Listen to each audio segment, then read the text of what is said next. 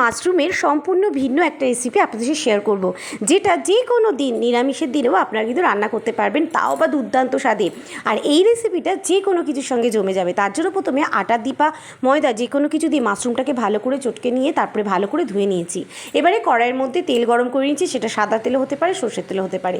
তো আমি এখানে একটু সাদা তেল আর সর্ষের তেল মিলিয়েই গরম করেছি। আর এখানে বড় বড় করে কেটে নিয়েছি আলু, আর আলুটাকে কিন্তু লাল করে ভাজতে হবে। হ্যাঁ, এখানে লাল করে ভাজাটা খুবই দরকারি। ভালো করে আলুগুলো ভাজি, সেখানে মশলা নিয়েছে 1 চামচ জিরে গুঁড়ো, অল্প একটু ধনে গুঁড়ো আর হলুদ গুঁড়ো, লাল লাল লঙ্কার গুঁড়ো, তার সঙ্গে অল্প একটু ঝাল লঙ্কার গুঁড়ো, দুটো মিলিয়ে নিয়েছি। এবার এটাকে জলে ভিজিয়ে রেখে দেবো। আর এখানে কিন্তু আলুগুলোকে লাল করে ভাজবো। আমি চাপা দিয়ে ভাজছি যাতে করে লাল হয়ে যাবে, আর ভেতরে কিন্তু আলুগুলো তাড়াতাড়ি সেদ্ধ হয়ে যাবে। ভাজাটা যদি ঢাকা দিয়ে করা হয় খুব সহজেই হয়ে যায়। এবারে দিয়ে দিলাম টমেটো, কাঁচা লঙ্কা, আদা, এই তিনটেকে তার সঙ্গে ভালো করে পেস্ট করে নিয়েছিলাম, সেটাই কিন্তু আমি দিয়ে ভালো করে তেলের সঙ্গে কষছি। অবশ্যই আলুটা লাল হয়ে যাওয়ার পরে এরপর দিয়ে দিলাম কিছুটা পরিমাণ, 1 বাটি পরিমাণ কড়াইশুঁটি। হ্যাঁ, এখানে কড়াইশুঁটি দিয়ে দিলাম। শীতকাল দুর্দান্ত পরিমাণে কড়াইশুঁটি পাওয়া যায়, আর এই কড়াইশুঁটি দিলে কিন্তু এর স্বাদ আরও ভালো লাগে। এবারে দিয়ে দিলাম যে মশলাটা আমি ভিজিয়ে রেখেছিলাম, আদার মানে লঙ্কা গুঁড়ো, হলুদ গুঁড়ো, সেটাও দিয়ে দিলাম। দিয়ে ভালো করে কিন্তু কষে নেব।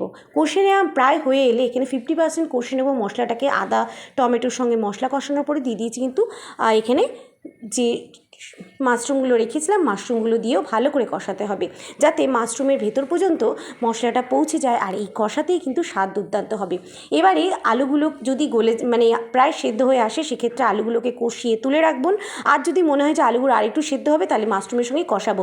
এখানে আমি আলুগুলো মশলার সঙ্গে কষিয়ে তুলে নিয়েছি। এবারে বাকি মাশরুমটা ভালো করে ওই মশলাতেই কষিয়ে নিচ্ছি। মাশরুম কিন্তু সেদ্ধ হতে একটু সময় লাগে, তাই জন্য একটুখানি জল দিয়ে দিলাম, মানে গরম জল দিয়ে এটাকে প্রায় আরও একটুখানি কষিয়ে নিলাম। কষিয়ে গরম জল দিলাম। আর আলুগুলো যেহেতু এখানে 90% সেদ্ধ হয়ে গেছিলো, আমি একদম লাস্টে আলুগুলো দিলাম। ঝোল ফুটতেই দিয়ে দিলাম ঘি, গরম মশলা। পরিবেশন করুন গরম ভাতের সঙ্গে, নিরামিষের যে কোনো দিন। ভালো লাগলে লাইক